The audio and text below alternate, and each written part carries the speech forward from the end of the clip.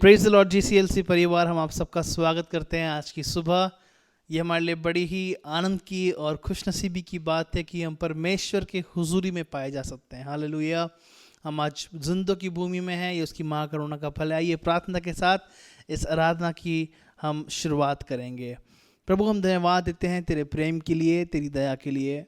हम धन्यवाद देते हैं प्रभु यीशु मसीह जो तेरा पुत्र है, उसके द्वारा हमने जीवन पाया है और हमें आशीष मिली है। प्रभु यीशु राजा, जैसे हम तेरी आराधना करते हैं राजा, हम चाहते हैं कि तू अपनी आत्मा से हमें परिपूर्ण कर, हमारे पापों की क्षमा कर, हमारे जीवनों में एक अद्भुत चमत्कार होने दे। हम तेरी आत्मा से परिपूर्ण होना चाहते हैं, हमारे जीवन में एक अद्भुत चमत्कार तू कर राजा। ऐसी हम प्रार्थना करते हैं। जैसे हम तेरी आराधना करते हैं, हमारे हृदयों को तू बदल, अपनी समानता में तू हमें बना और ढाल यीशु राजा। तू हमारा कुम्हार है और हम मिट्टी हैं पिता परमेश्वर। अपनी समानता में, अपनी सोच के अनुसार और अपनी इच्छा के अनुसार हमारे जीवन की अगुवाई कर। हम धन्यवाद देते हैं कि तूने विनती प्रार्थना सुनी, स्वीकार करी है, हमारे जीवन के बंधनों को ध्वस्त कर डाला है। हम तेरी स्तुति करते हैं। संपूर्ण सभा का नियंत्रण ले, इस सभा के द्वारा हमारा आत्मिक जीवन तुझ में और बढ़ने पाए। यीशु के नाम से मांगते हैं, आमेन आमेन आमेन। प्रिय, मिल के इस पुराने गीत तो गाएंगे। तेरा प्यार है महान, तेरा प्यार है यहाँ। मैं जो पहले मुर्दा था, तूने मेरे जीवन में अपनी जान डाली।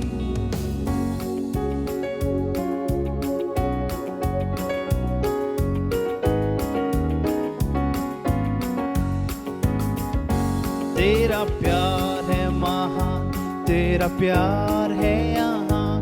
मैं जो पहले मुर्दा था, तूने डाली मुझ में जान। तेरा प्यार है महान, तेरा प्यार है यहाँ। मैं जो पहले मुर्दा था, तूने डाली मुझ में जान। क्यों ना बोलूं फिर मैं तेरी जय जयकार, क्यों ना बोलूं फिर मैं तेरी जय जयकार। जय जयकार, जय जयकार। तूने मेरे लिए क्या कुछ ना किया। जय जयकार, जय जयकार। तूने मेरे लिए क्या कुछ ना किया। मेरी सूरत बिगड़ी थी, मेरा दिल था खाली। तूने सींचा लहू से ताकि आए हरियाली। ओ मेरी सूरत बिगड़ी थी, मेरा दिल था खाली। तूने सींचा लहू से ताकि आए हरियाली। क्यों ना बोलूं फिर मैं तेरी जय जयकार, क्यों ना बोलूं फिर मैं तेरी जय जयकार। ओहो जय जयकार, जय जयकार। तूने मेरे लिए क्या कुछ ना किया। जय जयकार, जय जयकार। तूने मेरे लिए फिर ओहो। आई जीवन में खुशी, आई अपनी जिंदगी। तू है जिंदा श्राफिया, तूने ये है किया। हो आई जीवन में खुशी, आई अपनी जिंदगी।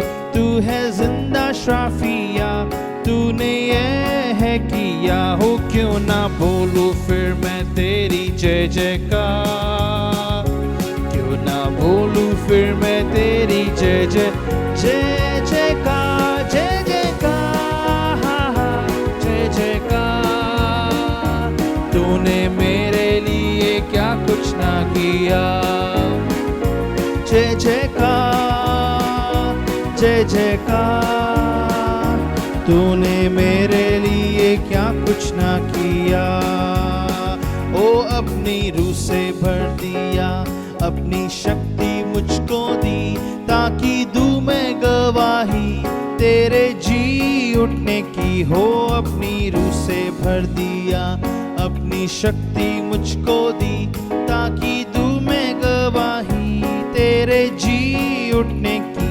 क्यों ना बोलूं फिर मैं तेरी जय जयकार, क्यों ना बोलूं फिर मैं तेरी जय जयकार। जय जयकार, जय जयकार। तूने मेरे लिए क्या किया। जय जयकार जय जयकार जय जयकार, तूने मेरे लिए क्या कुछ ना किया।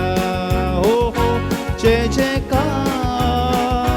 जय जयकार, तूने मेरे लिए क्या कुछ ना किया। हालेलुया। यीशु ने हमारे लिए सारी व्यवस्था को पूरा किया प्रियो, हर एक कार्य यीशु ने हमारे लिए पूरा किया। और आज हम दिलेरता के साथ अपने प्रभु यीशु मसीह के पास जा सकते हैं। उसके नाम की आराधना, उसके नाम की स्तुति, महिमा, प्रशंसा आज हम दिलेरता के साथ कर सकते हैं। क्या ही आनंद में सौभाग्य हमारा है कि उसके नाम की स्तुति करें, उसके नाम की महिमा करें। Hallelujah hallelujah. आइए मिलके गाएंगे इस गीत को, राजा यीशु आए हैं। सब मिलके गाएंगे, ताली बजाएंगे, तालियों के साथ इस गीत को हम परमेश्वर के नाम की उपस्थिति में गाएंगे, उसका धन्यवाद करेंगे। Hallelujah, praise the Lord.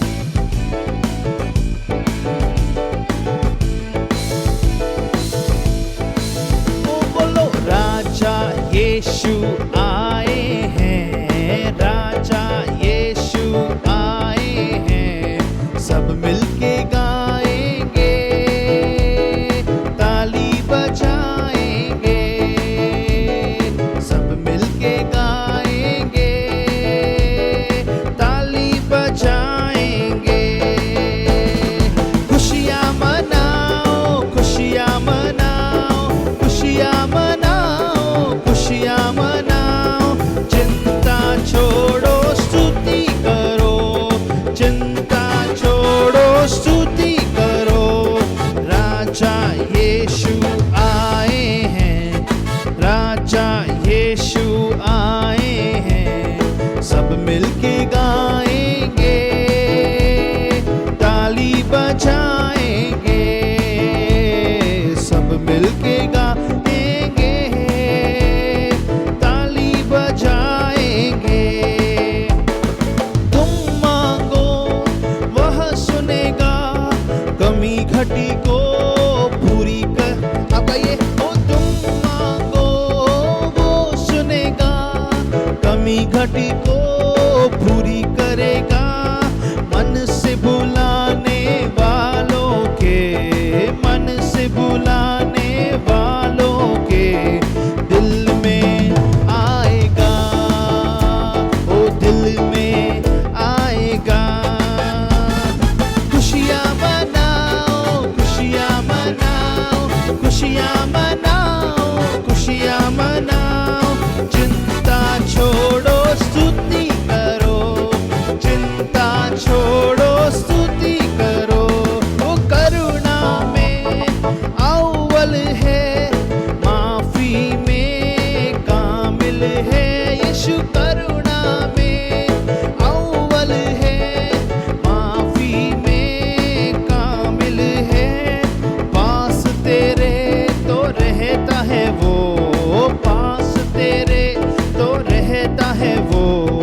तू भी पास आ, तू भी पास आ। खुशियाँ मनाओ, खुशियाँ मनाओ, खुशियाँ मनाओ, खुशियाँ मनाओ, खुशियाँ मनाओ।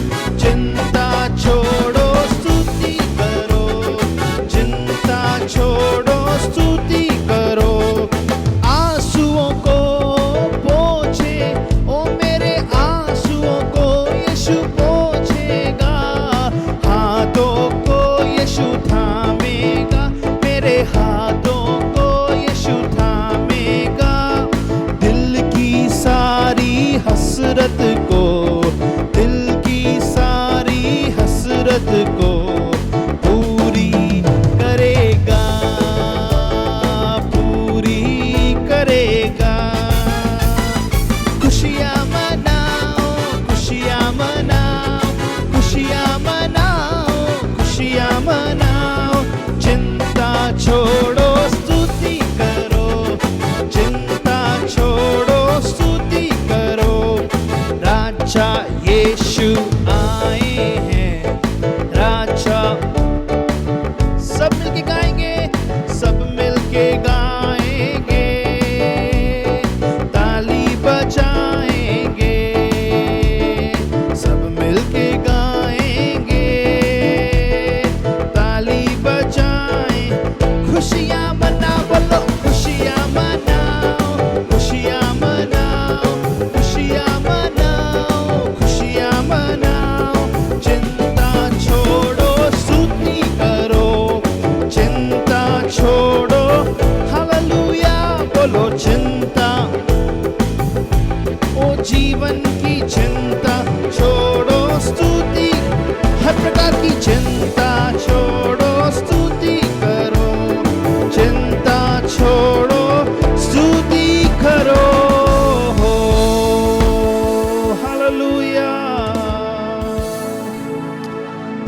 स्तुति होवे यीशु राजा।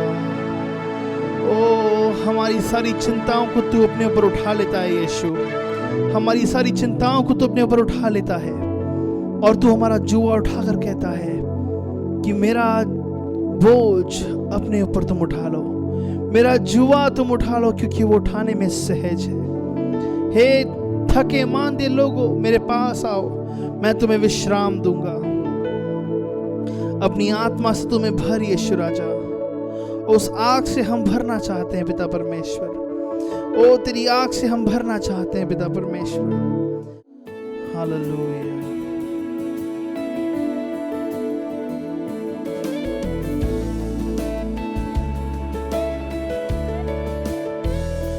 फिर से वो आग बरसा दे, फिर से तूफान आने दे, तेरी महिमा से, तेरे सामर्थ्य से, फिर से वो अभिषेक कर दे, फिर से वो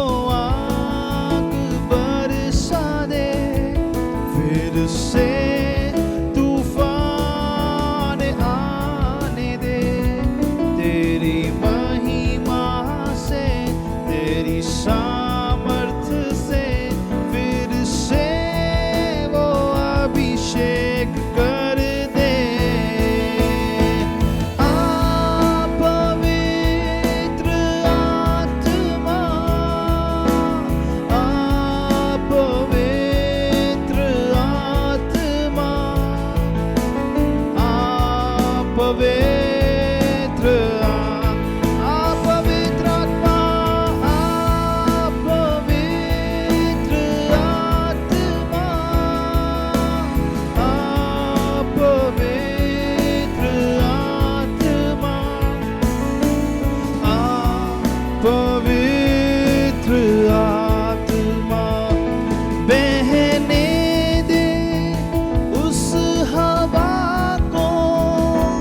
छू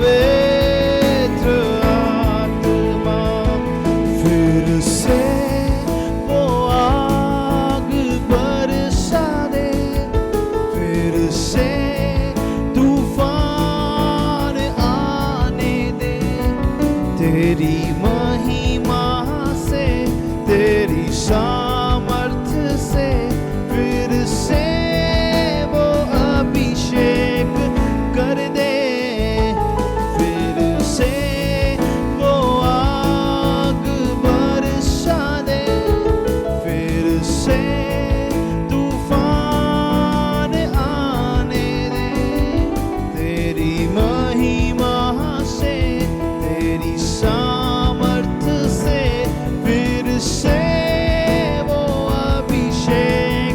आ पवित्र आत्मा, आ पवित्र आत्मा, आ पवित्र आत्मा, आ पवित्र, आ पवित्र आत्मा, हो आ पवित्र आत्मा, आ पवित्र आत्मा।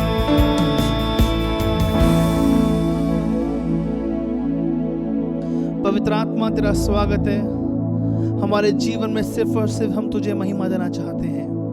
हमारे पापों की क्षमा कर, हमारे जीवनों में एक नया मन तू उत्पन्न कर। हर एक पाप की प्रवृत्ति यीशु के नाम से दूर की जाए, हर एक नकारात्मक स्वभाव यीशु के नाम से दूर किया जाए। आज के वचन के द्वारा जो बीज मेरे हृदय में बोया जाएगा, जो बीज हर एक विश्वासी, हर एक दर्शक के मन में बोया जाएगा प्रभु यीशु राजा, होने पाए कि वो 100 गुना फल लाने पाए यीशु राजा। उस बीज को चुगने वाले हर एक स्वभाव को मैं यीशु के नाम से बांध देता हूँ। प्रभु तेरी आशीष का हाथ हमारे जीवन पर रहने पाए। अपनी समानता में हमें ढाल, अपने जैसा हमें बना, पश्चाताप के योग्य फल लाने के लिए सहायता कर। तेरा नाम ऊंचा हो, यीशु के नाम से मांगते हैं, आमीन। प्रभु हम धन्यवाद देते हैं कि प्रभु तूने हमें एक और सुनहरा मौका दिया ताकि हम आपकी उपस्थिति में आकर प्रभु अपने हृदय और अपने मन को तैयार करके पिता परमेश्वर आपके सामने प्रार्थना कर सके। पिता परमेश्वर प्रभु मैं धन्यवाद देती हूँ कि प्रभु जो आपने हमें नया दिन दिया है पिता परमेश्वर, उसके लिए प्रभु मैं दुआ मांगती हूँ प्रभु जो ये कोरोना वायरस दुनिया में फैला हुआ है पिता परमेश्वर, आप उसको चंगाई करे पिता परमेश्वर। प्रभु हर एक इंसान जो इस कोरोना वायरस से पिता परमेश्वर पीड़ित है पिता परमेश्वर, इस वक्त यीशु नासरी के नाम से पिता परमेश्वर चंगाई मांगते हैं उनके हर एक जीवन में जो कठिन परेशानी और मुश्किलों से गुजर रहे हैं पिता परमेश्वर। प्रभु मैं दुआ मांगती हूँ प्रभु, हम जानते हैं कि आप असंभव को संभव करने वाले पिता परमेश्वर, आपके लिए कुछ भी मुश्किल नहीं है पिता परमेश्वर। प्रभु आप कोरोना वायरस से मुक्त करो इस दुनिया को पिता परमेश्वर। जो नंबर्स ऑफ केसेस बढ़ रहे हैं पिता परमेश्वर दिन पे दिन पिता परमेश्वर, उसको प्रभु मैं दुआ मांगती हूँ कि वो कम हो पिता परमेश्वर। मैं दुआ मांगती हूँ उन सारे डॉक्टर और नर्सेस के लिए पिता परमेश्वर जो हर एक मुश्किलों से हॉस्पिटल में गुजर रहे हैं पिता परमेश्वर, उनको शक्ति देना पिता परमेश्वर, उनको प्रभु हर एक चीज़ों से बचाना पिता परमेश्वर। प्रभु मैं उन साइंटिस्टों के लिए दुआ मांगती हूँ पिता परमेश्वर जो वैक्सीनेशन निकालने की बहुत ही तैयारी कर रहे हैं पिता परमेश्वर, उनको दिमाग और शक्ति देना पिता परमेश्वर। प्रभु मैं दुआ मांगती हूँ इस वक्त पिता परमेश्वर हमारी प्रार्थनाओं को सुनो पिता परमेश्वर, हमारी प्रार्थनाओं को स्वीकार करो पिता परमेश्वर। हम आपके पास आते हैं पिता परमेश्वर, हम किसी के पास नहीं जा सकते क्योंकि हम जानते हैं पिता परमेश्वर आप ही हमारे एक जीवित खुदा हो, आप ही हमारे आसमानी बाप हो पिता परमेश्वर। प्रभु मैं दुआ मांगती हूँ इस वक्त ये भी प्रार्थना पिता परमेश्वर जो हम एज अ चर्च प्रे कर रहे हैं कि अपना चर्च के लिए पिता परमेश्वर, फॉर इनहेरिटेंस के लिए पिता परमेश्वर। प्रभु हम जानते हैं कि आपके लिए कुछ भी मुश्किल नहीं है पिता परमेश्वर। प्रभु हम अपने इनहेरिटेंस के लिए दुआ मांगते हैं पिता परमेश्वर कि हम जल्द ही पिता परमेश्वर अपने नए भवन में जा सके पिता परमेश्वर, आपकी प्रार्थना कर सकते हैं पिता, उपासना कर सकते हैं पिता परमेश्वर। प्रभु हम उस जगह में बहुत लोगों की उपस्थिति देखना चाहते हैं पिता परमेश्वर, हम आपका वहाँ चमत्कार और कार्य देखना चाहते हैं पिता परमेश्वर। प्रभु हमारी प्रार्थनाओं को कबूल करो पिता परमेश्वर। प्रभु एज अ चर्च हम यहाँ पे आए हैं पिता परमेश्वर, प्रार्थना कर रहे हैं पिता परमेश्वर। प्रभु हम जानते हैं आप हमारी प्रार्थनाओं को सुनेंगे पिता परमेश्वर। इस छोटी सी प्रार्थनाओं को कबूल कर और सुन, यीशु मसीह के नासरी नाम से मांगती हूँ, आमीन और आमीन। अब समय होगा अनाउंसमेंट्स का। हमारी जो YouTube व Facebook पर जो सभाएं होती हैं वो 2 होती हैं। एक होती है हिंदी में सुबह 9 बजे और दूसरी अंग्रेजी में 10:30 बजे। इसके लिंक शेयर किए जाते हैं और आप अपने जानने वाले या जिनको भी आप जो दोस्त मित्र हैं आप इनको ये लिंक फॉरवर्ड कर सकते हैं ताकि वे इस सभा का हिस्सा हो सके। इसके अलावा भी साप्ताहिक सभाएं होती रहती हैं। सुबह 6 बजे से 7 बजे तक का समय होता है। प्रार्थना के विषय के निमित्त आप लोग अपने पासवान को से संपर्क करके आप अपने जितने भी प्रार्थना व विनती के विषय हैं वो भेज सकते हैं। इसके अलावा प्रार्थना होती है 6:30 बजे से। बुधवार को बाइबल स्टडी होती है 6:30 बजे। शुक्रवार रात 9 बजे से लेकर 10:30 बजे तक का समय होता है प्रार्थना का। यदि आप भी इनसे जुड़ना चाहते हैं तो आप इसके लिए किसी भी पासवान या सदस्य को लिख सकते हैं, तो वो लिंक आपके तक भी पहुंचा दिया जाएगा। अब समय होगा दान का, कि आप अपना दान व प्रभु का दशमांश है जो वो दे सकें। ऑफरिंग के गीत के समय जितनी भी डिटेल है वो आपको जो है दे दी गई है। मिशन की है या टाइट्स की हैं या जनरल ऑफरिंग की हैं, उन सब के अकाउंट्स अलग अलग हैं और उनकी जो भी आपको जिस भी अकाउंट में जो देना है उसी अकाउंट की जो डिटेल डालकर आप अपने जो दान है आप इस गीत के समय दे सकते हैं।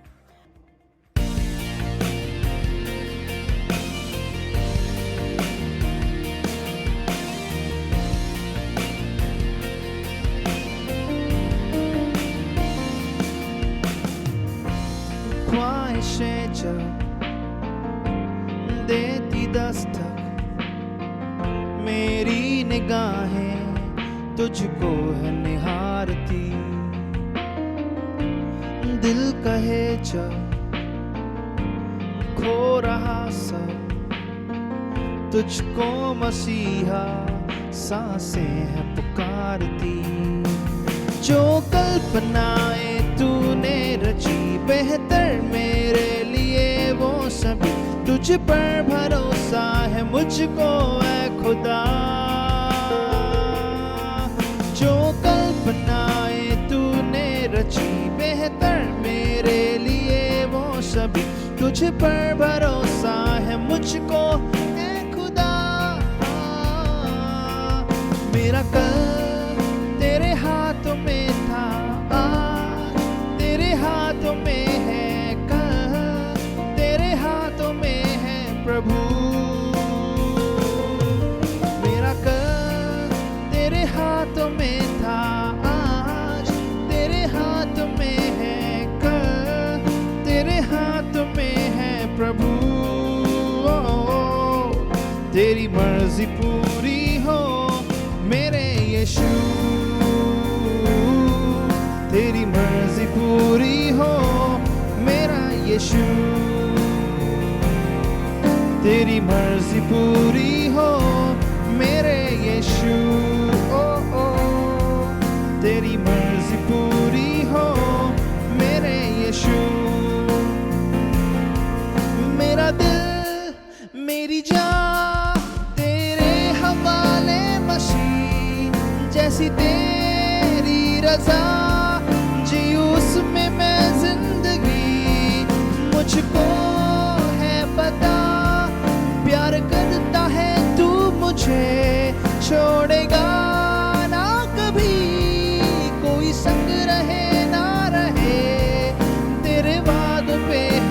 मुझे पूरा यकीन,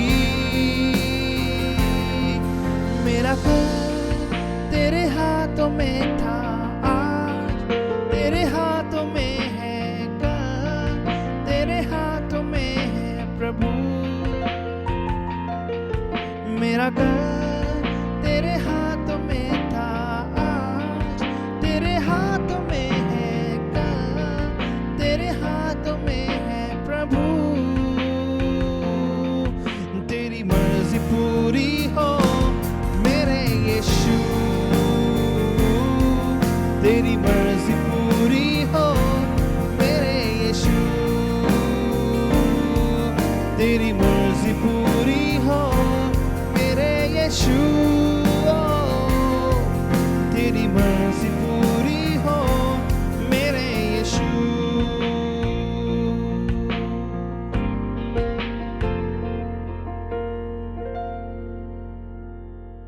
मैं आप सबों को यीशु मसीह के नाम में स्वागत करता हूं और ये मेरा सौभाग्य है कि परमेश्वर के दास पास्टर रॉबर्ट जयराज ने ये मौका दिया कि आपके साथ एक बार फिर परमेश्वर के वचन को बांट सकूं। समय ना बर्बाद करते हुए मैं सीधा वचन में जाना चाहूँगा।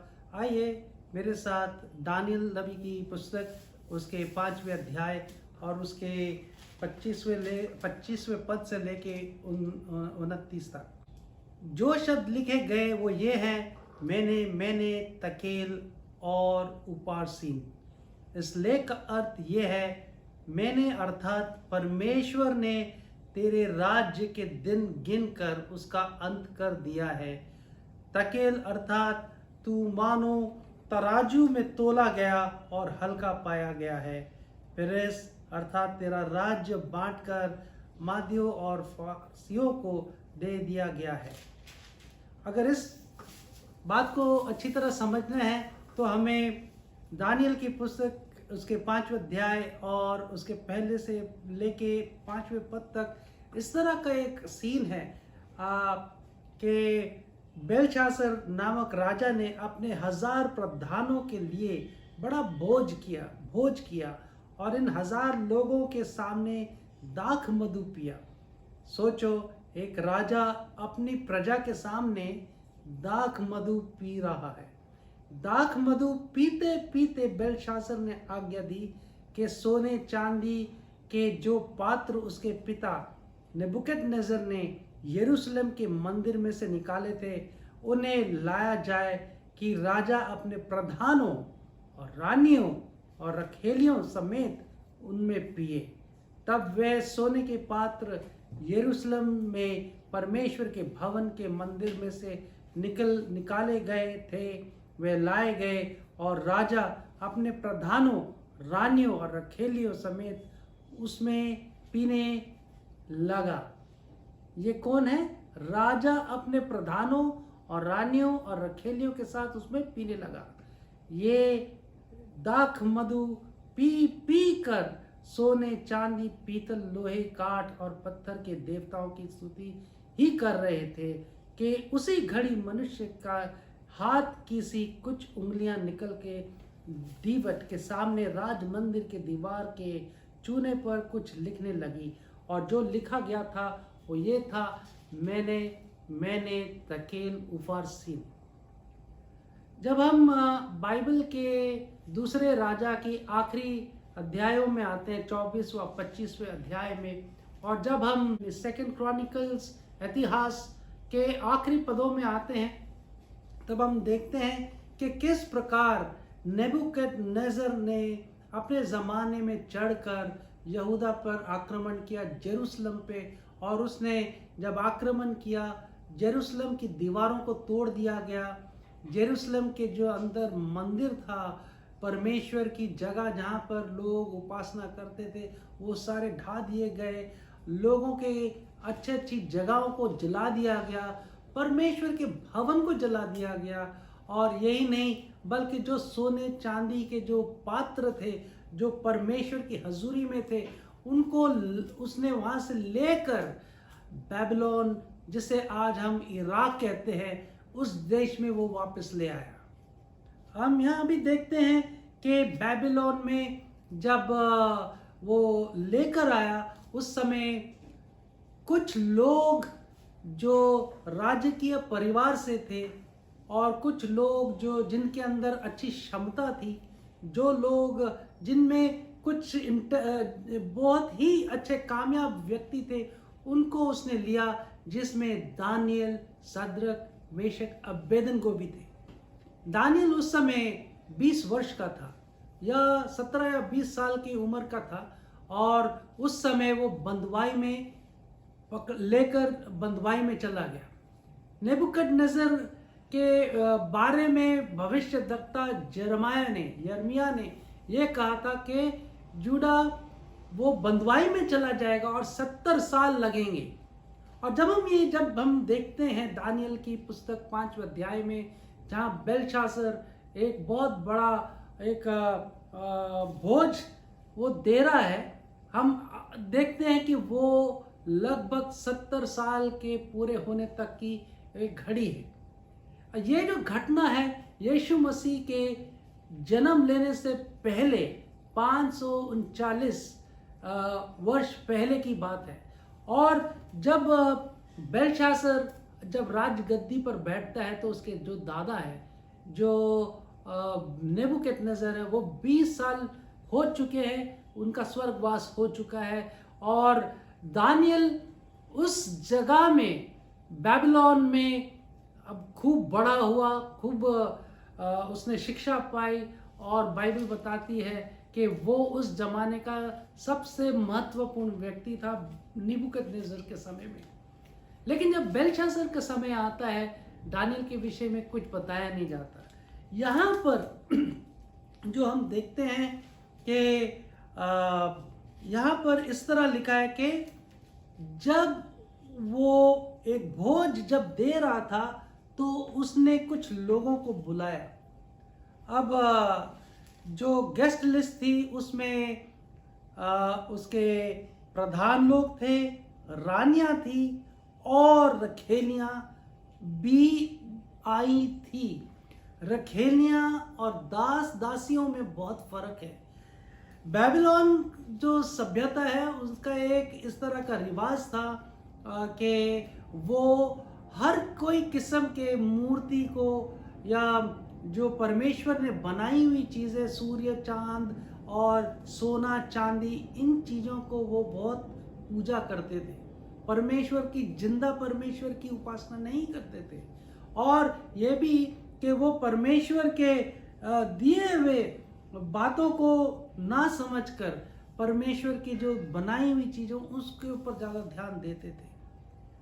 ये भी है कि परमेश्वर ने उनको जो समय दिया था, जो उनका जो एक कल्चर था, एक वातावरण था, वो ये था कि उनकी हर पार्टीज में, हर भोज में, वो जो उनके जो भोज होते थे वो उनके परमेश्वर के लिए, या मूर्ति पूजा, या उसके नाम से दिए जाते थे। और यही नहीं, इन सभाओं में रखेलियों को बुलाया जाता, ताकि जो वहाँ के जो प्रधान हैं वो अपनी शारीरिक जो अभिलाषा है उसको पूरा कर सके खुलेआम। ये एक बेबीलोन के एक रीति रिवाज जो बहुत ही प्रचलित थी वहाँ के राज्य में। इस समय हम देखते हैं कि बेलशास्सर अपने जब ये उस रात को जब वो ये भोज कर रहा था, या उसने एक बहुत बड़ी पार्टी डाली, उसी समय हम देखते हैं कि उसके जो पिता थे वो बेबीलोन के राज्य को बचाने के लिए वो युद्ध लड़ रहा था। और यही नहीं, ये जो बेबीलोन के जो साथ जो यूफ्रेटीज नदी थी उसमें हमेशा पानी भरपूर रहता था, और वो जो नदी थी बेबीलोन वालों के लिए एक बहुत ही सहायक या प्रोटेक्शन जैसे या डिफेंस जैसे वो था, ताकि कोई भी शत्रु वहाँ पे आ नहीं सकता था। यहाँ पे हम देखते हैं कि जब वो इस राजा ने इतना पी चुका था, जब पैर डगमगा रहे थे, जो शराब पानी की तरह बह रही थी, लोग मस्ती कर रहे थे, जो रखेलियां थी या जो भी कंक्यूबाइंस थी, वो अपने शरीर को पूरा जो जो लोग थे उनके हाथों में वो शारीरिक अभिलाषाओं को पूरा कर रहे थे। उसी समय उस रात को ऐसे एक बहुत बड़े दीवार पे एक हाथ नजर आता है जो लिखता है कि मैंने तेकेल यूफारसीन, मैंने तेकेल यूफारसीन। यहाँ पे हम देखते हैं कि मैंने का मतलब ये है कि मैंने तकेल उफारसीन, मैंने अर्थात परमेश्वर ने तेरे राज्य के दिन गिनकर उसका अंत कर दिया है। उस रात को बेबीलोन के जो राज्य था उसका आखिरी राजा की आखिरी रात थी, और ये इतिहास में वो हारी हुई या डूब या खत्म होने वाला एक राज्य की कहानी है। ये कोई कहानी एक दादी अम्मा या सोते समय माँ बाप अपने बच्चों को सुनाते ऐसे मन गढ़ंत कहानी नहीं है।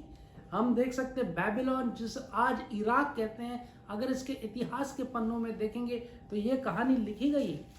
और ये भी नहीं कि बाइबल में बताया जाता है कि भजन संहिता 90 और उसके 12वें पद में हम इस तरह पढ़ते हैं कि वहाँ पर जो भजन संहिता लिखने वाला ये कहता है, हमको अपने दिन गिनने की समझ दे कि हम बुद्धिमान हो जाएं।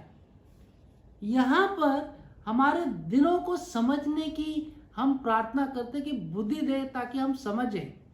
यहाँ पर जो परमेश्वर बेलशास्सर से कहता है कि तुम्हारे दिन पूरे हो गए, योर डेज आर नंबर्ड। और यहाँ पर भजन संहिता में इस तरह लिखा है, हमारे दिन गिनने की समझ दें। और इसके साथ ही हम पढ़ते हैं वचन उसके 16वें अध्याय में 2 में इस तरह लिखा है, मनुष्य का सारा चाल चलन अपनी दृष्टि में पवित्र ठहरता है, परंतु यहोवा मन को तोलता है।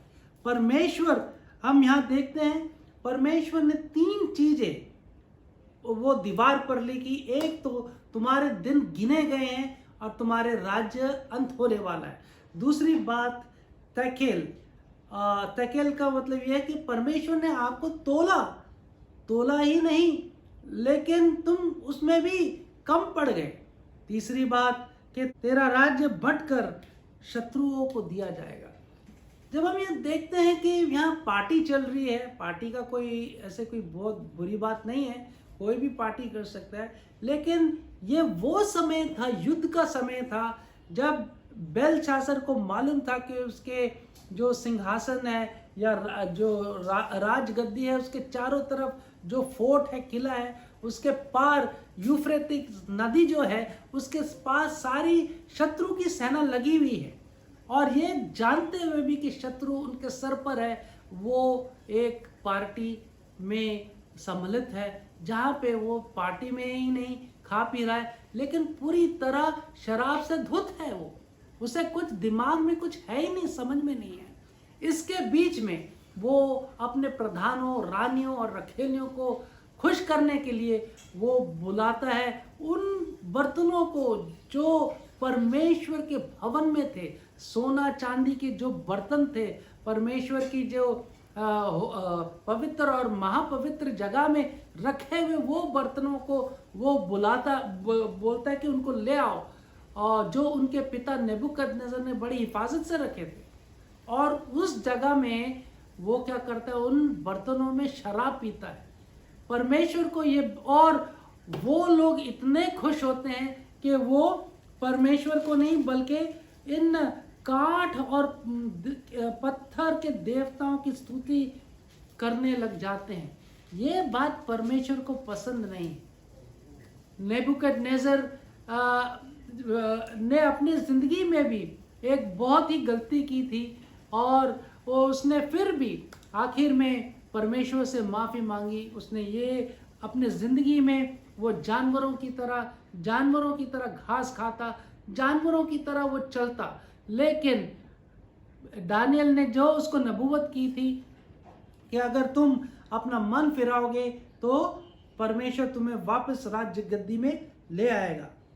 यहाँ पे हम देखते हैं कि परमेश्वर ने हमें तोला और हम क्या कम हो गए, तोला और हल्का पाया गया।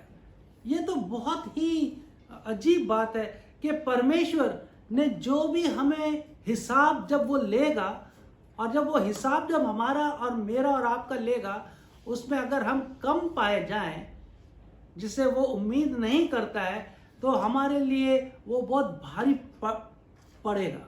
इसलिए पड़ेगा क्योंकि परमेश्वर हमेशा अपने लोगों की हमेशा अपने लोगों को तोलता है। इसलिए नहीं तोलता कि उसको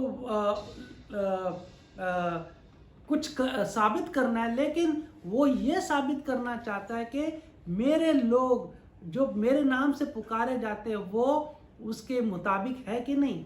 हम देख सकते हैं कि अब्राहम को जब परमेश्वर ने परीक्षा ली कि वो मैं तुम्हारे उस जो बच्चा है उससे मैं दुनिया बढ़ाऊंगा, परमेश्वर ने जब उसे मांगा कि उसकी बलिदान देने के लिए, तो अब्राहम वो मान लिया, उसने माना। उसने ये भी माना कि परमेश्वर जिस इज़ाक को मांग रहा है वो मरे हुए से भी उसको जिलाएगा। दूसरी बात हम देखते हैं कि जोसेफ के बारे में।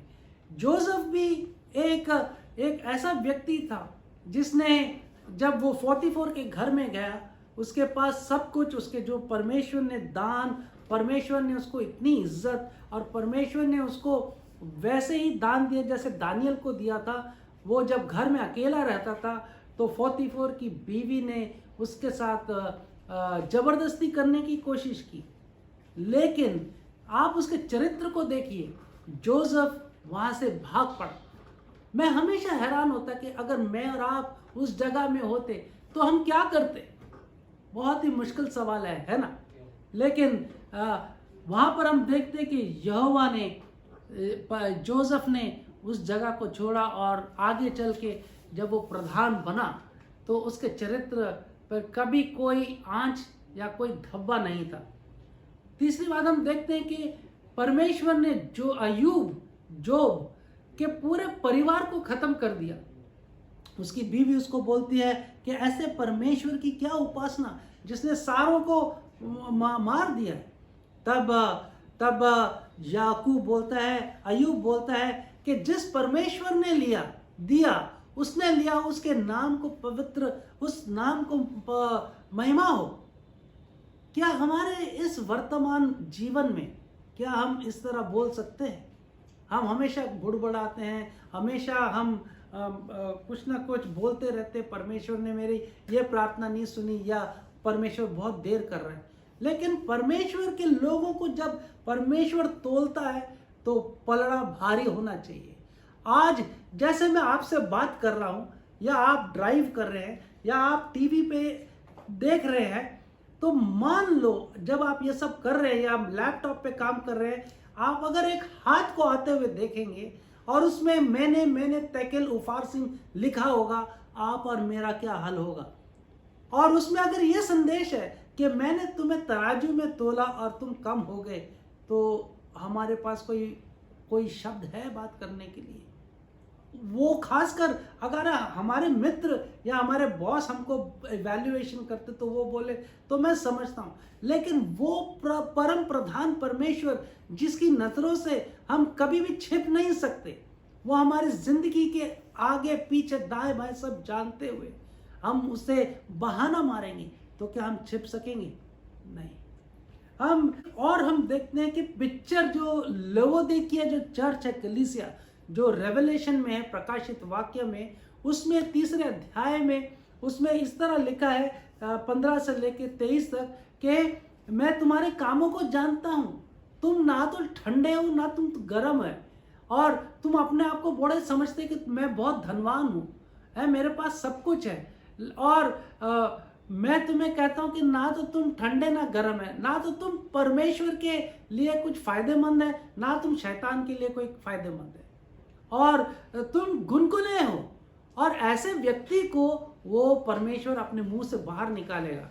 और प्रकाशित वाक्य के 3, 15, 16, 17, 18 में इस तरह भी लिखा है कि तुम अपने आप को सोचते हैं कि तुम बड़े ही पवित्र हो, है, तुम्हारे पास बहुत धन्य है, लेकिन वहां पर लिखा है कि तुम तो कंगाल हो, तुम बिना वस्त्र नंगे हो, तुम मेरे से सोना, जो ताया हुआ सोना वो लो, विश्वास लो, वो धार्मिकता लो जो तुम्हें क्या करेगी, ढांकेगी, और आंखों के लिए काजल, वो अभिषेक जिससे तुम अपने दर्शन को देख सको। और इस तरह हम देखते हैं कि परमेश्वर हमारे जिंदगी में जब वो तोलता है तो हम क्या खरे उतरते हैं कि नहीं उतरते, ये बहुत ज़रूरी है। पौल भी अपने पत्री में 2 तिमोथियुस में 2:5 में इस तरह लिखा है कि जो दौड़ने वाला है वो भी इतना सोच समझ के दौड़ता है कि कहीं वो रिजेक्टेड ना हो जाए। 2 तिमोथी उसके 2 अध्याय और उसके 5वें पद में इस तरह लिखा है कि वो मुताबिक खेल के जो रूल्स रेगुलेशन उसके मुताबिक उसने दौड़ना है। हम ऐसे करते हैं? हमारे ज़िंदगी में हमें बहुत ही ध्यान देना है कि हमारे ज़िंदगी जो हम सिर्फ संडे आते हैं, लोग देखते नहीं हैं, हमारे परिवार हमें जानते नहीं हैं, हम जिंदगियां बिताते हैं, वो परमेश्वर हमें कैसे देखता है, वो किस तरह हमें पहचानता है।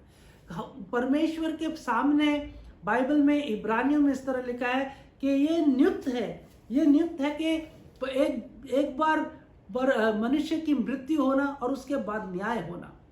तीसरी बात, उपारसीन का मतलब कि तेरा राज्य बांटकर मादियों और फरीसियों को दिया गया है। हम देखते हैं कि हम हमारे छोटे छोटे राज्यों को बनाते, we are involve in building our own kingdom where I am the king, my wish has to be fulfilled. हम हमारे दुनिया में रहते समय हम अपने राज्य को बनाते हैं जहां पर मैं राजा हूं और मेरे सामने कुछ लोग होने चाहिए जो मेरे को वाह वाह कहें, ऑसम कहें, अमेजिंग कहें, अद्भुत, क्या बढ़िया, और ऐसी चीजें को हमारी प्रशंसा करें। और हम चाहते कि लोग हमको पहचाने, हम बहुत मशहूर हो जाए, और ये हमारा एक राज्य है। और इसको तोड़ने के लिए शत्रु आगे खड़ा है जिसे हमारी आंखें दिख नहीं पाती। उस रात को इतिहास बताता है कि उस रात को जो यूफ्रेटिस जो नदी थी उसका रुख परमेश्वर पता नहीं कैसे उसका रुख बदल जाता है, और जो सेना उस जगह में खड़ी थी इस बेबीलोन के फोर्ट में आने के लिए, राजमहल में आने के लिए, उस जगह में वो जब नदी का रुख दूसरी जगह बदल गया तो उस समय ये जो फौज थी बिल्कुल सूखी जमीन पर आराम से उसके राजमहल पे आ गई। बाइबल बताती है, जब आप 5वें अध्याय की आखिर में जब हम पद पढ़ते हैं, 30वां पद उसके 5वें अध्याय की, उसमें लिखा जब कसदियों का राजा बेलशास्सर मार डाला गया। जब दानियल, मैं अभी वहां पर आ रहा हूं, जब दानियल परमेश्वर का दास ये तर्जुमा बताता है तो उसके 6 या 7 घंटे के बाद वो राजा बेलशास्सर मारा जाता है।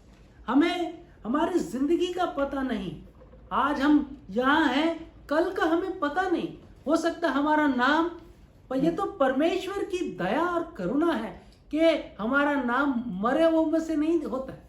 परमेश्वर हमें प्रतिदिन देता है ताकि हम अपनी गलतियों को सुधारें, हम अपने जो हमारे स्वभाव को बदलें, वो हमारे जो कर्सेस हैं, जो जनरेशन कर्सेस हैं, या हमारे ज़िंदगी में जो आदतें उसके ऊपर हावी हों। हम परमेश्वर के साथ सिर्फ कुछ 5 मिनट या 2 मिनट नहीं हम गुजार सकते। परमेश्वर से अगर कुछ पाना है तो उसके साथ हमें जिस तरह याकूब परमेश्वर के उस रात को उसने मल युद्ध किया, उसी प्रकार हमें करना पड़ेगा, हमारी ज़िंदगी पूरी बदल जाएगी। इससे पहले हम देखते हैं कि जब ये हो रहा था तो बेलशास्सर ने कुछ अपने लोगों को बुलाया जो ज्ञानी थे, जो पंडित थे, लेकिन वो पंडित थे जिनको नेबुकदनेस्सर ने भी बुलाया था और वो उनका जवाब नहीं दे पा रहे थे। दानियेल के विषय में इस तरह कहा है कि वो जब 20 साल का था तब उसने अपनी आंखों के सामने नेबुकदनेस्सर को अपने माँ बाप, अपने भाई बहनों का कत्ल करते हुए, मारते हुए उसने देखा था और जेरूशलेम की दीवारों को उसने तोड़ डाला था।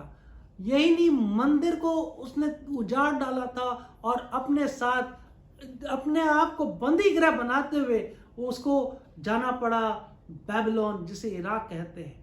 उसी जगह में दानियेल बड़ा होता है और आपको याद होगा कि दानियेल अब जब बेलशास्सर के पास आता है तो वो लगभग 90 साल से ज्यादा उम्र का हो चुका है, क्योंकि 70 साल बेबीलोन को, जूदा को वो बंदवाई में जाना पड़ा और अगर वो 20 साल का था तो आप लगा लीजिए 70 और 20 कितने हो गए, 90 साल तक हो गया।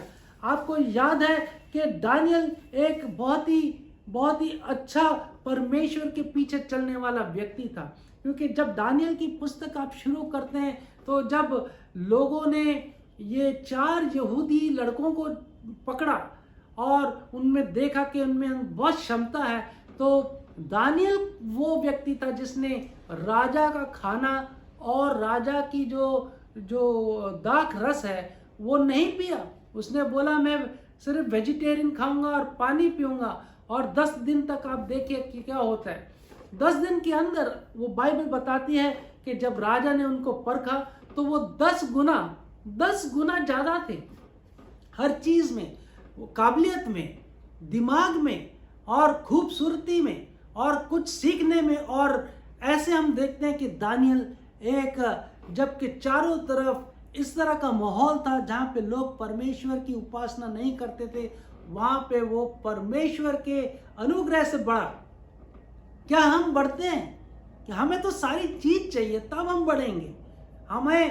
हम सोचते हैं कि हमें घर बार, मकान, बीवी, बच्चे, मोटरसाइकिल, हम ज्यादा भौतिक बातों में याद करते हैं, लेकिन जब हमारे विरुद्ध तरंगे और लहरें उठती हैं या हम एक ऐसी जगह में पहुंचते हैं जहां से हमें लगता नहीं कि हम आगे बढ़ पाएंगे, तो वो समय जहां पर हमें काबिलियत दिखाने का। आपको याद है कि यही वो दानियेल है जिसने अपने आप को प्रार्थना में लौलीन रहा।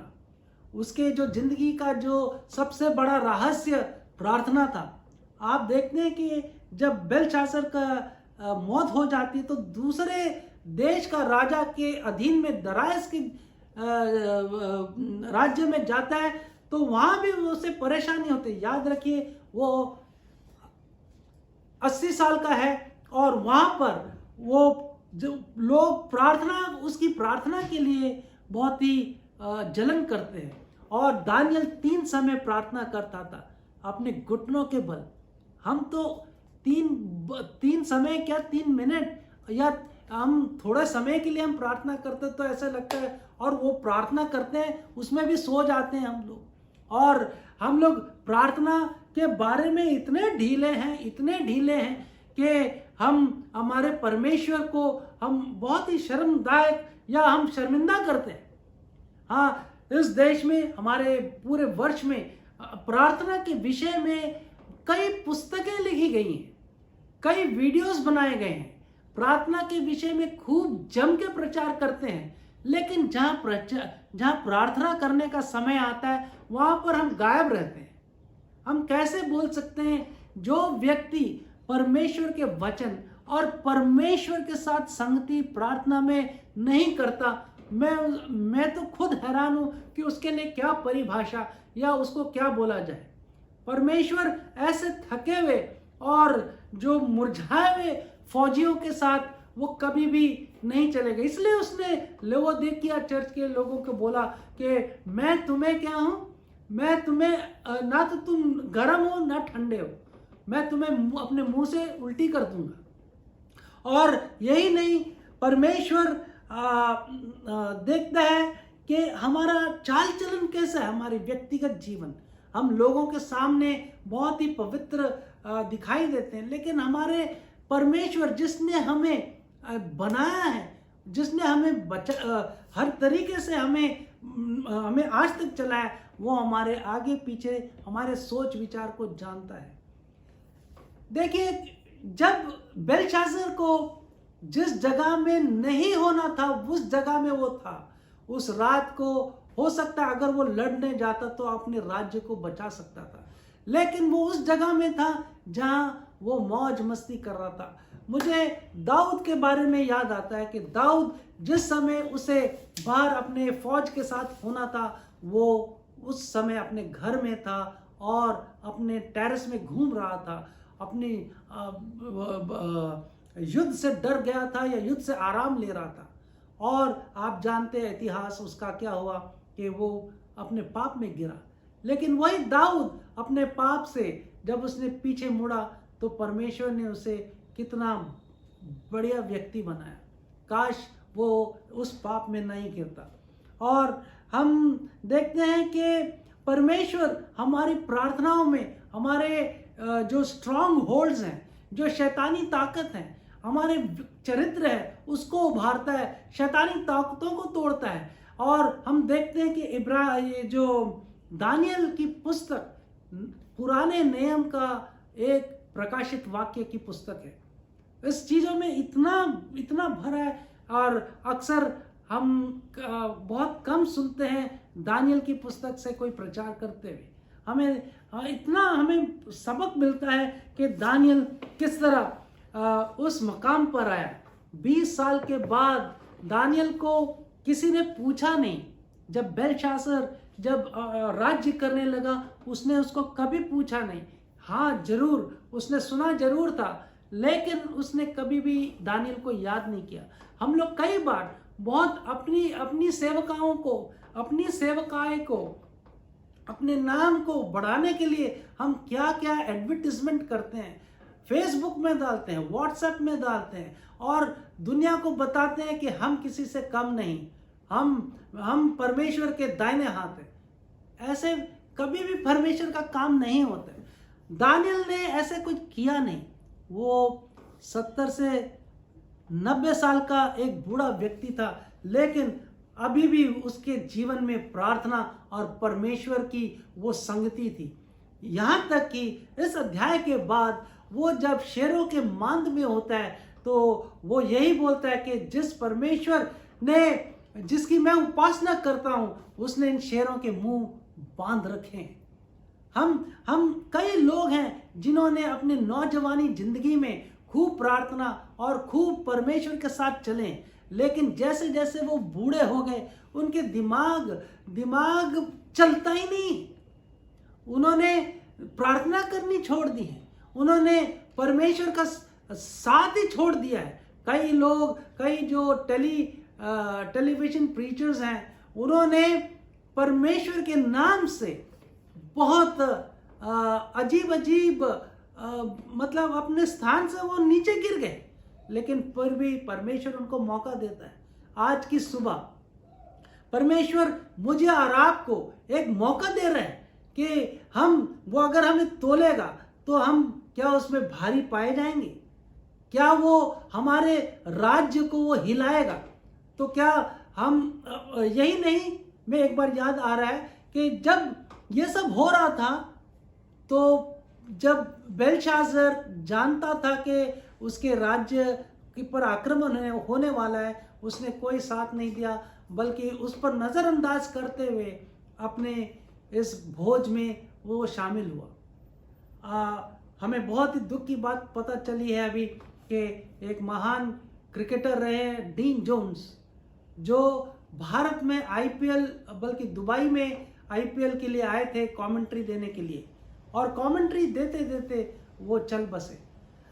मेरा और आपका कभी पता नहीं है, लेकिन प्रॉब्लम समस्या ये है कि अगर परमेश्वर आज की सुबह अगर आपको और मेरे को इस दुनिया से अपने पास बुलाएगा, तो जब हम उसके सिंहासन के सामने, जब हम उसके सामने खड़े होंगे और जब वो हमें तोलेगा, तो हम कैसे पाए जाएंगे।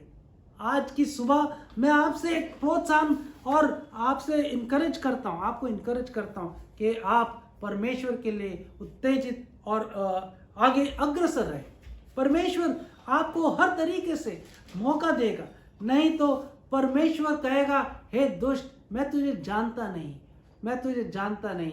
आज आपके सामने ये सवाल है। आपको एक बात और भी बता दूं कि पर्ल हार्बर के बारे में आपने सुना होगा।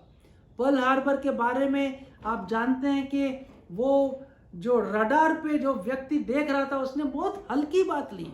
हल्की बात इसलिए कि उसने सोचा कि ये तो एक रूटीन चेक फ्लाइंग है, लेकिन वो भूल गया था कि जापान के सारे जो प्लेन हैं वो पर्ल हार्बर की तरफ बढ़ रहे थे और पर्ल हार्बर का सत्यानाश किया। हमारी जिंदगी में भी हमें बहुत सचेत रहना है। हमने यीशु मसीह को स्वीकार किया है, बपतिस्मा लिया है और हम अन्य भाषा में बोलते हैं, लेकिन इसके बावजूद भी हमें शैतान की शक्तियों के सामना करना है। हमने आराम नहीं करना।